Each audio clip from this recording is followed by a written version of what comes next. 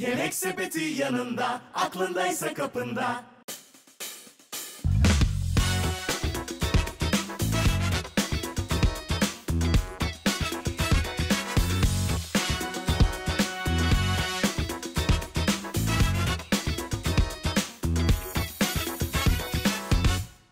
Dünyada buğdaydan sonra en çok tüketilen tahıl tabii ki pirinç. Çeltik adıyla da biliyoruz. Öncelikle çeltik hali var. Daha sonrasında dışarısında bir kavuz var. İçerisinde kepeği var. Ondan sonra uç kısmında embriyo var. Bizim asıl gördüğümüz, tükettiğimiz kısımsa endosperm kısmı. Öncelikle sadece kavuzu ayrılmış pirinçlere kahverengi pirinç diyoruz. Tüketimi epey zordur. Pişmesi de çok zordur. Çok da fazla rastlamazsınız. Ondan sonra birazcık değirmenden geçirip hafif kepeğini tıraşladıktan sonra kepekli pirinç elde ediyoruz. İyice değirmenlerden geçirip farklı beyazlatma işlemlerine de uğratılabiliyorlar. Burada tabii ki doğru bir üretim de çok önemli. Bildiğimiz pirinç, beyaz pirince ulaşıyoruz. Bu pirinçleri bir de boylarına göre kategorilere ayırabiliriz. Kısa pirinçler, orta uzunluktaki pirinçler ve uzun pirinçler. Kısa pirinçler neredeyse eniyle boyu eşit. Orta boy pirinçler eni boyunun yarısı kadar. Eğer ki eninin 4 katı kadar da aşağı yukarı boyu varsa bunlara da uzun pirinç diyoruz. Önümde de tamı tamına 9 tane pirinç var. Hadi gelin bu pirinçleri tek tek tanıyalım. İlk pirincimiz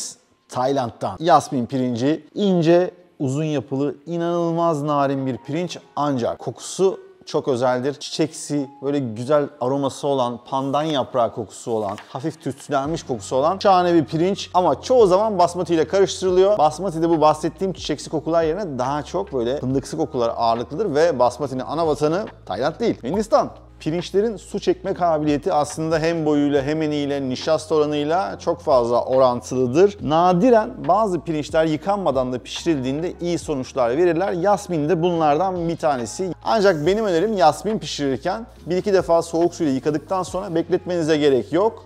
Ve lezzetlendirilmiş bir suda pişirirseniz o Asya'nın güzel lezzetlerini de bu pirincin içerisine eklemiş olursunuz. Birçok pirinçte olduğu gibi yasmini de pişirirken doğrudan sıcak ve kaynar suyla başlıyoruz. Pirinci ekledikten sonra suyun kaynamasını mutlaka bekliyoruz. Ondan sonra en kısa getirip kapağını kapatıyoruz ve suyunu çektikten sonra birkaç dakika demlendiriyoruz ve çatalla havalandırıyoruz. Muhteşem bir görsel ve muhteşem bir aromayla da baş başa kalıyoruz.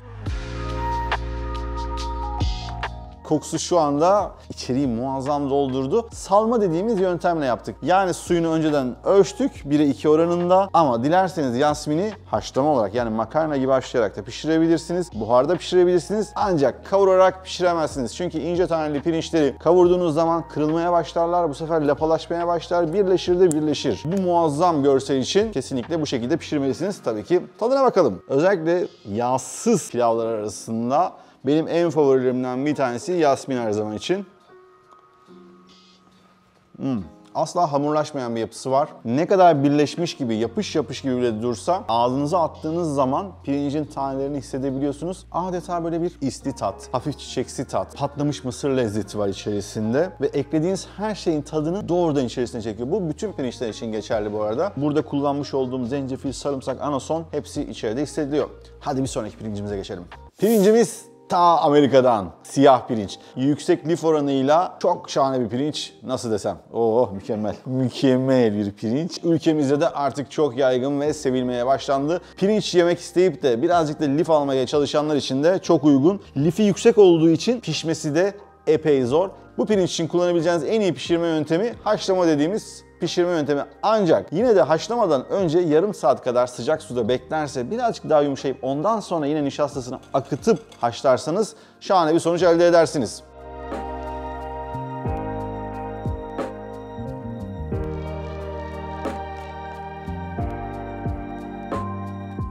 Ve siyah pirincimiz de hazır. Gördüğünüz gibi makarnadan çok daha kolay haşlanması. Kıvamını süzmeden önce ısırarak bakın. Ne kadar istiyorsanız o kadar haşlanabilir. Ben birazcık daha diri halini tercih ediyorum. Suyu da gördüğünüz gibi aslında siyah değil, birazcık daha mora çalıyor. Bu mor sebzelerden, meyvelerden bildiğiniz gibi bu pirincin içerisinde de bolca antioksidan var. İçerisine tavuk parçaları koyabilirsiniz, taze yeşillikler, avokado ama en önemlisi bence zeytinyağı inanılmaz yakışıyor.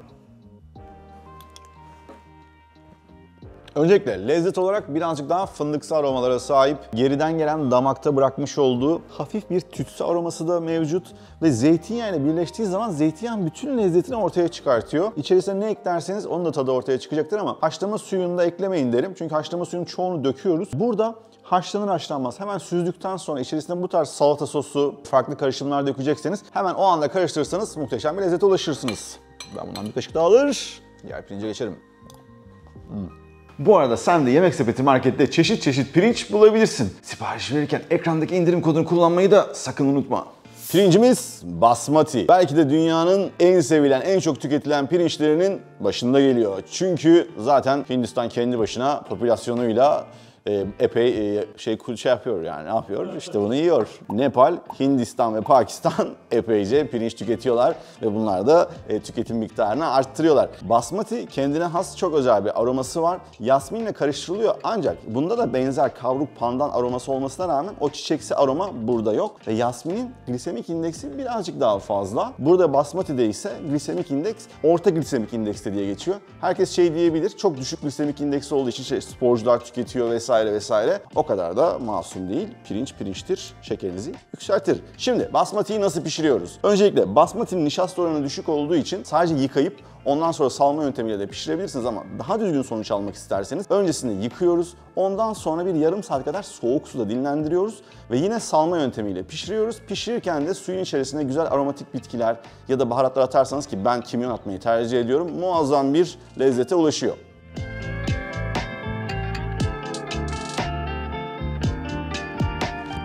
Gördüğünüz gibi düzgün pişen bir basmatinin görüntüsü tam da böyle olmalı. İçerisinde hiç yağ olmamasına rağmen bakın tane tane. Asla yapışmaz. Çünkü düşük nişasta oranı vardı. Biz bunu güzelce yıkadık. Çok doğru pişirdik. İyice demlendi. Tüm buharı çekti ve bir daha hiçbir zaman yapışmayacaktır. Biraz böyle kızarmış pilav seviyorsanız vesaire, bunun kalmışıyla yaptığınız zaman muhteşem böyle tane tane çıtır çıtır pirinçleriniz, pilavlarınız olur. Tadına bakalım. Doğru piştiği zaman kıvamı al dente dediğimiz kıvama yakın, ancak ortadaki sertliği bile neredeyse yumuşağa yakın. Her yeri eşit pişmiş bir pilav haline geliyor. Kimyon, zerdeçal, zencefil gibi baharatları eklerseniz inanılmaz yakışıyor. Çünkü doğrudan basmati'den gelen o kavruk lezzetle beraber birazcık da bu tütsülenmiş pandan yaprağının tadı, hafif fındıksı aromalarla beraber bence çok hoş pirinçlerden bir tanesi. Özellikle bizim tip pilavlarda işte kavururken ya da çok fazla lapalaştırıyorum pirincimi ama pirinç de yemek istiyorum diyorsanız ya da diyet yapıyorsunuz, çok az bir pilava ihtiyacınız var, böyle yapışmasını istiyorsunuz vesaire, bence basmati ilk sırayı alacaktır. Boşuna dünyada en çok tüketilen pirinçlerden bir tanesi değilmiş, değil mi? Sıradaki pirincimiz arborio, yani İtalyan pirinci, yani risotto pirinci. Bu pirinci ne kadar yıkarsanız yıkayın, isterseniz demlendirin, tane tane pilav yapma şansınız hiç yok diyebilirim. Çünkü zaten pirincin de yüzeyine bakarsanız normal herhangi bir pirince göre dışının daha beyaz, daha nişastayla kaplı olduğunu göreceksiniz. Bu da şahane bir kıvam veriyor dışına. İtalyanlar da ne yapmışlar? Bununla risotto yapmayı keşfetmişler. Risotto da şöyle aslında. Kullandığınız pirinç kadar içerisinde soğan kullanmanız gerekiyor. Tereyağının yumuşaklığıyla beraber bu nişastayı hafiften yumuşattıktan sonra keskin bir şeyle, bazen şarap, bazen sirke, bazen limon, yani bir asitle tekrar onu hafiften böyle kıyır kıyır hale getirmeniz gerekiyor. Ondan sonra da sıcak suyu azar azar ekleyerek, bakın sürekli karıştırarak demiyorum, sıcak suyu azar azar ekleyerek pirinçlerin suyu çekmesine izin vermeniz gerekiyor. Yani sürekli karıştırdığınız zaman risottonuz çok güzel olacak diye bir şey yok. Aslında pirinçlerin doğru su miktarını çekmesini bekliyorsunuz. Ondan sonra da tereyağı ve peynirle bağlayıp işi bitiriyorsunuz.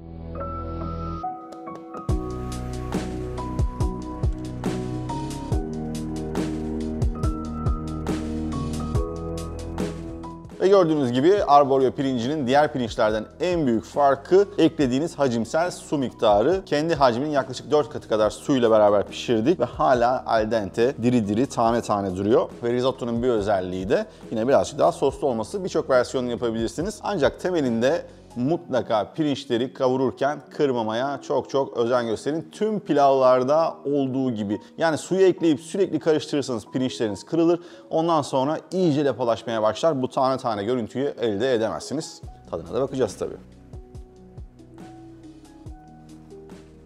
Arborio pirincinin lezzet profili diğer kokulu pirinçlere ya da farklı pirinçlere göre birazcık daha farklı. Doğrudan o çeltik tarlasının kokusunu barındıran bir yapısı var. Ancak içerisine çok fazla ürün eklediğimiz için o da ortadan kaybolmuş gibi daha çok tereyağı, soğan, parmesanın tadı daha önde ya da sebze suyunun vermiş olduğu lezzet daha önde. O nedenle aslında risotto pirinci dediğimiz arborio daha çok yemeğin tadına göre oraya bir destekçi olarak düşünebilirsiniz. Kendine ait çok özel bir lezzeti yok. Sıradaki pirinçlerimizi ben birbirinden ayırmayı çok fazla sevmiyorum. Neden? Bir tarafta baldo var, diğer tarafta osmancık var. Yani pilavlarımızın vazgeçilmezi olan iki pirinç. Ancak ikisi de İtalyan pirinçlerinden türetilmiş pirinçler. Baldo bildiğimiz arborio'nun bir alt türevi. Diğer taraftaki osmancık da Rocco pirincinin bir alt türevi diyebiliriz. Osmancık da adını Çorum'daki Osmancık'tan alıyor. Baldo daha çok Gönen'le bütünleşmiş vaziyette. Yani Balıkesir Gönen baldosu diye de daha çok biliriz. Ama aslında ikisi de artık Trakya'da çok fazla üretiliyorlar. Özellikle Osmancık muhtemelen üretim olarak şu an Trakya'da daha fazla üretilmekte. Bunlar çok lezzetli pirinçler ancak bunları pişirmek için muhteşem yöntemler geliştirmişiz. Çünkü aslında dış katmanı arborio gibi tamamen nişasta kaplı değil. Daha saydam olduklarını görebilirsiniz. Boyutsal farklılıkları var. Biz tane tane pilav sevdiğimiz için eğer ki normal pişirme yöntemleriyle bu pirinçlere davranırsanız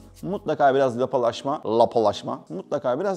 olur. Öncesinde bol kaynar, tuzlu suda şöyle 1 saat su kendi kendine soğuyana kadar bekletip ondan sonra tüm nişastasını akıtıp ondan sonra da tamamen kuruttuktan sonra iyice yağda kavurup bir tarafta baldo genelde suda beklediyse 1'e 1,5 oranında, Osmancık'ta 1'e 1,25, 1,5'a biraz yakın oranda suyla muhteşem bir kıvam alıyor ve güzelce demlendikten sonra da asla lapalaşma ihtimali kalmayan pilavlar.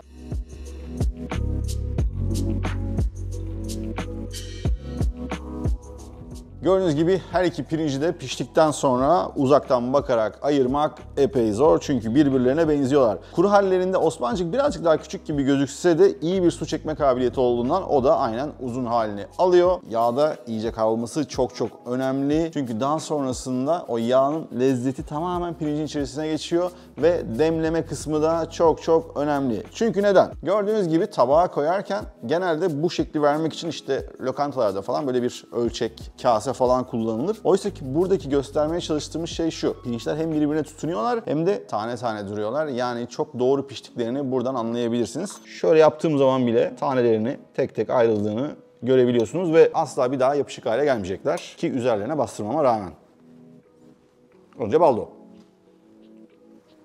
Baldo Türk damak zevkinin gerçekten tam bir örneği. Çok naif, sade, hafif topraksı bir lezzeti var ve içerisine koyduğunuz o mis gibi tereyağın tadını üzerinde çok kolaylıkla taşıyabiliyor. Şimdi Osmancık. Taneler birazcık daha baldoya göre ince olduğu için daha birleşik duruyorlar ama bakın onda da şu şekilde ne kadar tane tane olduğunu görebilirsiniz.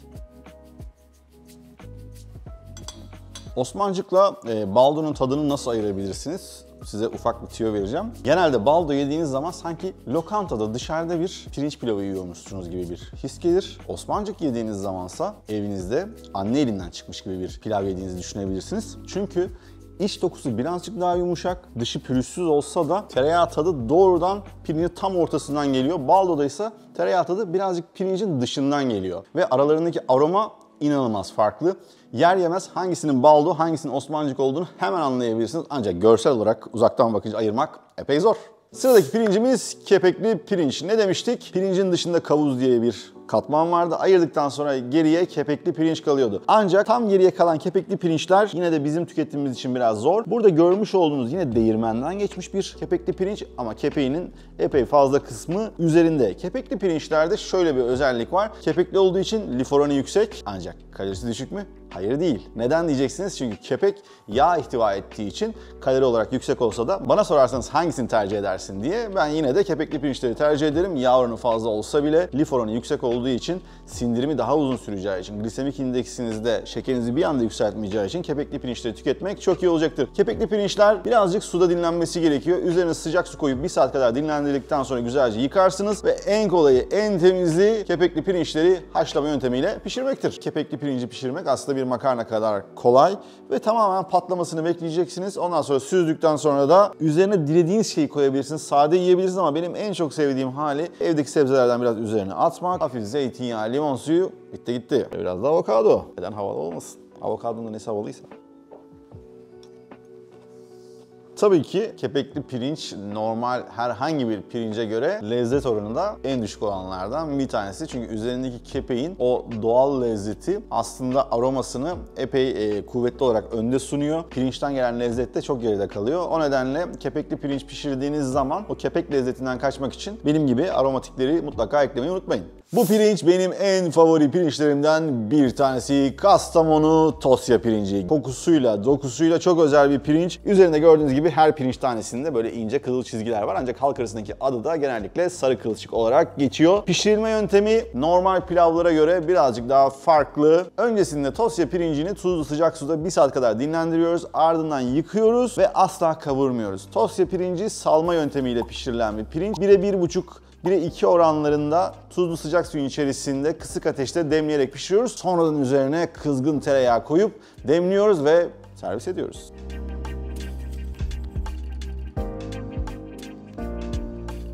Kokusu inanılmaz. Ben karabiberi çok yakıştırıyorum. Pirinç kendi boyutundan yaklaşık olarak 3 kat kadar daha fazla büyüdü. Kendine has böyle çok hafif dışarıdan hissedilebilen bir kokusu var ama son anda tereyağı döktüğümüz için tabii ki ortam buram buram tereyağı kokuyor. Bakalım damaktaki hissiyatı nasıl? Öncelikle lezzetinden bahsetmek istiyorum. Tadı Osmancı'yı andırıyor ancak Tosya pirincinin kendine has farklı bir rahiyası daha var. Daha diri bir yapısı var ama daha ipeksi, daha yumuşak bir hali var. Ve o arkadan gelen o güzel hoş aromayla beraber bana sorarsanız görsel olarak daha çok beyaz pilavları tercih ediyoruz ama Tosya pirinciyle yapılan pilavları da tavsiye ederim. Ve haşlama olmasına rağmen, tereyağını sonradan üzerine koymamıza rağmen gördüğünüz gibi yapısı, dokusu tane tane muazzam bir pilav. Mutlaka deneyin. Sıradaki pirincimiz Diyarbakır'dan Karacadağ pirinci. Bence ülkemizin en değerli pirinçlerinden bir tanesi. Ben lezzetine de bayılıyorum. Gördüğünüz gibi böyle orta kalınlıkta, hafif yuvarlak, oval bir yapısı var ve hala geleneksel yöntemlerle üretildiği için aşırı da böyle beyaz bir rengi yok. Karacadağ pirincinin bir diğer özelliği de diğer pirinçlere göre çok daha fazla su çekebilmesi. 1 ölçüye, 2,5 ölçüye kadar da su çekebiliyor. Hafiften az işlenmiş bir pirinç olduğu için öncesinde tuzlu sıcak suda yaklaşık olarak 1 saat kadar bekleteceğiz. Ardından güzelce yıkayacağız. Diyarbakır usulü bir pilav yapacağımız için de tabii ki pilavımızı sade yağ ile kavuracağız, suyla buluşturacağız, demleyeceğiz ve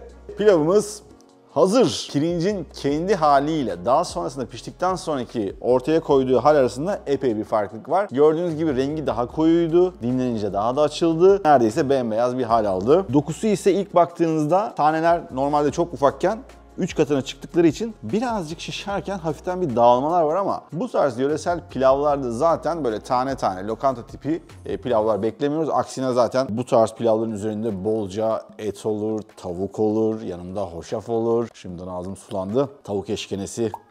Bunun yanına bir de böyle ince hoşafı falan efsane olur. Ki sadeyen kokusundan hiç bahsetmiyorum bile, muhteşem kokuyor.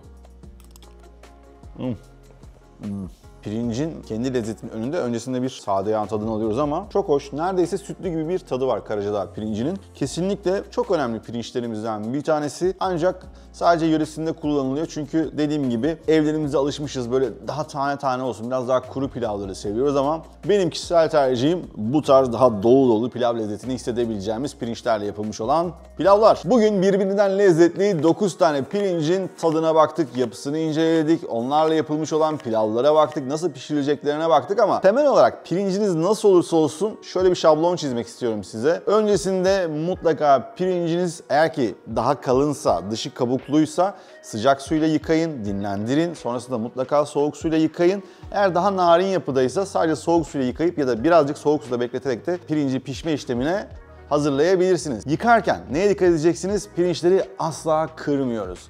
Salma tipi ya da haşlama tipi yapacaksanız su mutlaka kaynar olacak. Ancak kavurarak yapacaksanız yağ sıcak olacak, pirinçler iyice kurumuş olacak ve pirinçleri kavururken yine kırmayacağız arkadaşlar.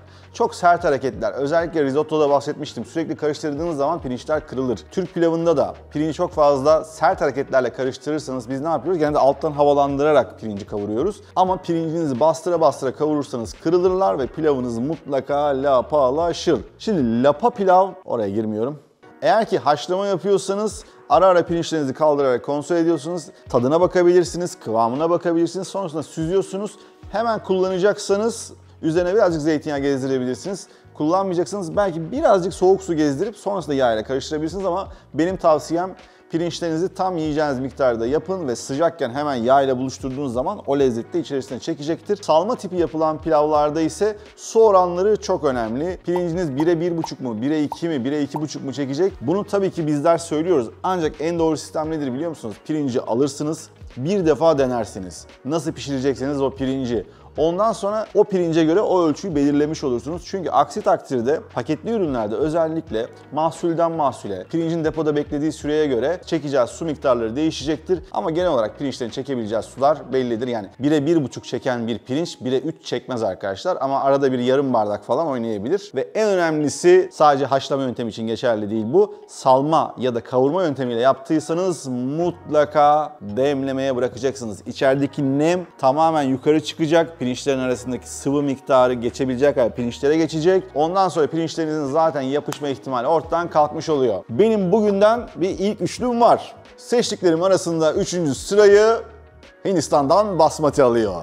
2 numara Karacadağ pirinci ve 1 numara Kastamonu tosya. Bence yöresel özellikli pirinçlerimizin tadı çok efsane. Üretilen pirinç çeşitleri neredeyse 4000 adede ulaşıyor. Tabii ki bizler en çabuk ulaşabileceklerimizi seçtik. Eğer ki sizin de yörenizde farklı pirinçler varsa lütfen yorumlarda bahsedin. Belki onlardan da sipariş edip farklı tariflerde kullanabiliriz. Sadece ben muhteşem, kusursuz bir pilav yapmak istiyorum diyorsanız da benim kusursuz pilav yapma videomu da mutlaka izleyin. Tabii ki kanala abone olmayı unutmayın, beğenmeyi unutmayın. Bunun gibi içerikler istiyorsanız neler yapabiliriz? Belki fikirleriniz vardır. Onları da yorumlarda paylaşmayı unutmayın. Bir sonraki videoda görüşmek üzere. Bay bay. Yemek sepeti yanında, aklındaysa kapında.